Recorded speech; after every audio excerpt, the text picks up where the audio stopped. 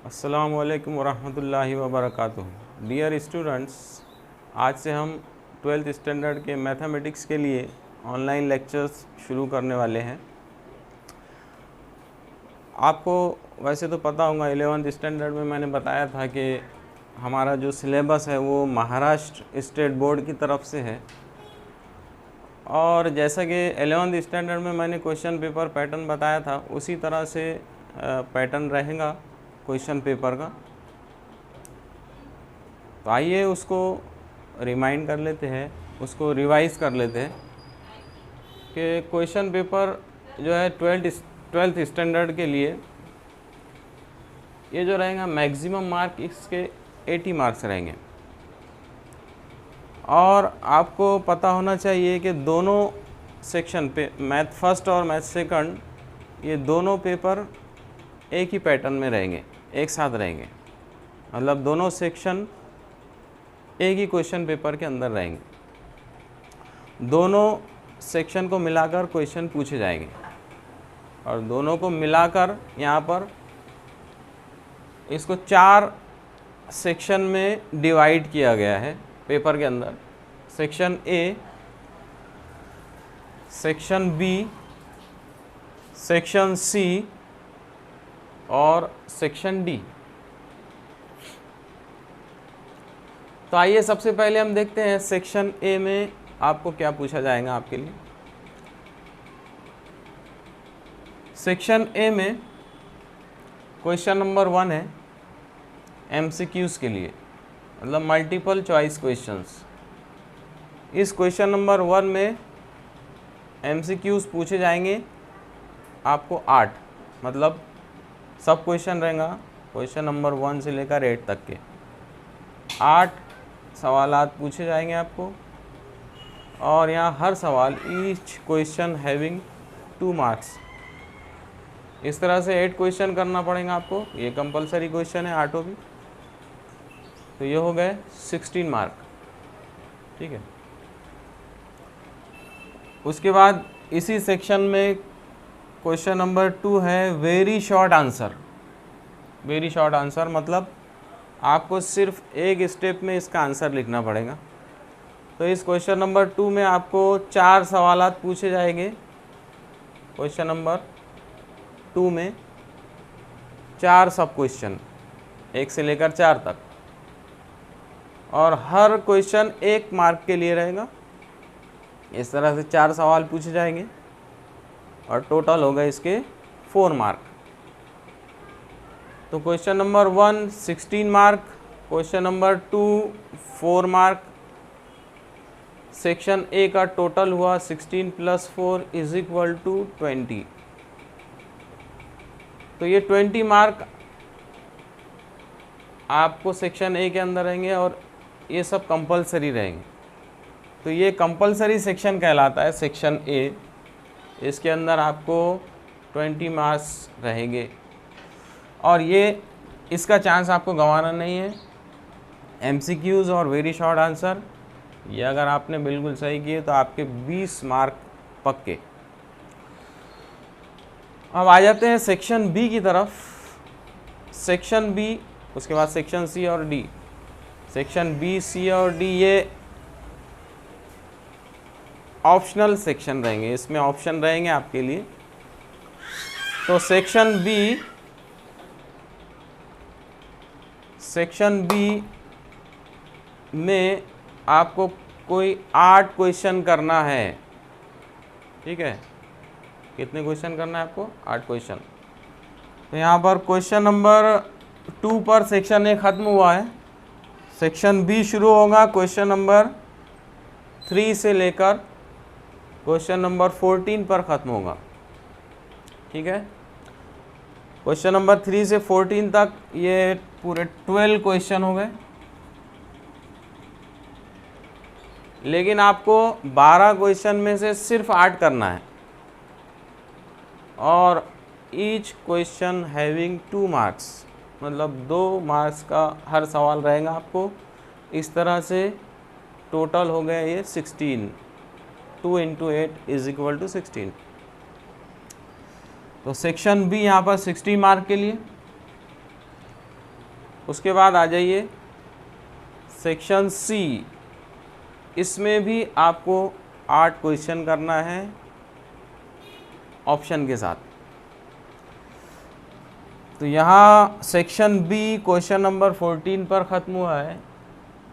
Section C शुरू होगा question number 15 से और ख़त्म होगा क्वेश्चन नंबर 26 पर।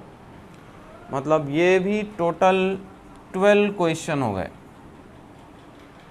12 क्वेश्चन सेक्शन बी में, 12 ही सेक्शन सी में, लेकिन 12 में से आपको 8 क्वेश्चन करना है। और इसमें हर क्वेश्चन यहाँ पर 3 मार्क्स के लिए रहेगा। आपको 8 क्वेश्चन करना है। 3 × 8 = 24। तो ये हो गया आपका सेक्शन सी। अब आगे बढ़ते हैं सेक्शन डी की तरफ।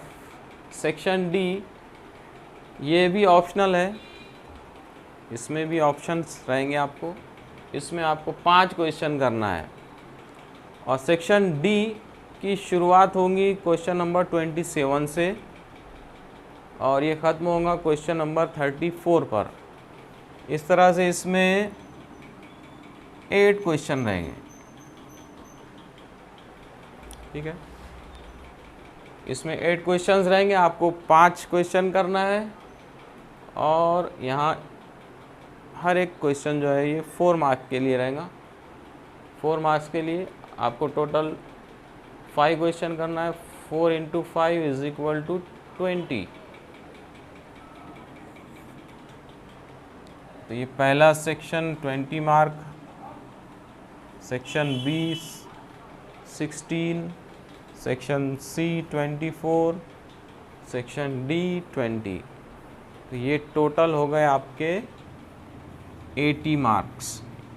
मतलब 80 मार्क्स का आपका थ्योरी का पेपर रहेगा प्लस 20 मार्क्स आपके प्रैक्टिकल एग्ज़ाम के रहेंगे, जैसे कि हर साल होता है 20 का।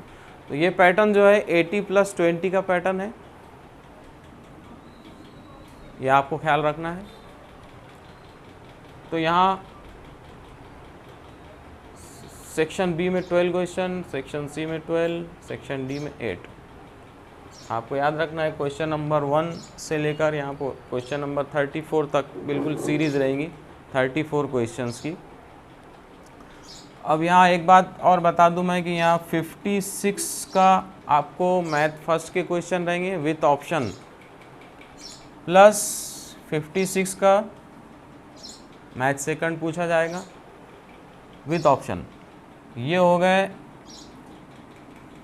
112 मार्क्स। मतलब 112 मार्क्स आपके रहेंगे ऑप्शन के साथ में।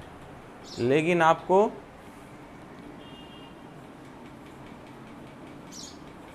इसको हल करना है। 56 में से 40 क्वेश्चन 40 मार्क्स, 56 में से 40 मार्क्स = 80 मार्क्स।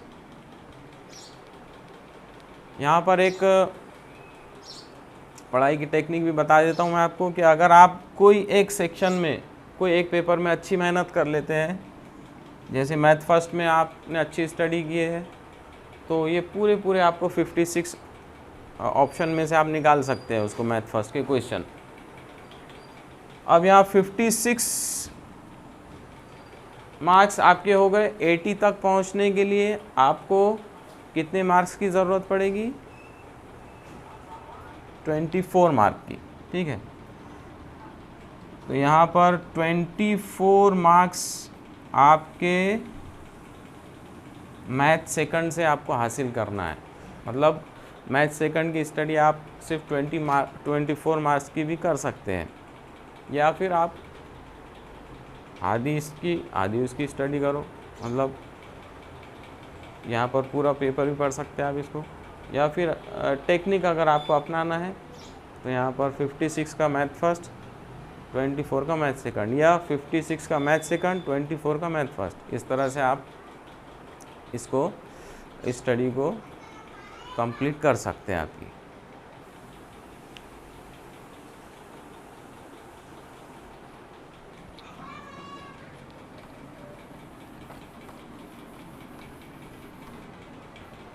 आइए अब हम देखते हैं कि मैथमेटिक्स पेपर फर्स्ट में या मैथमेटिक्स फर्स्ट में कौन कौन से चैप्टर रहेंगे।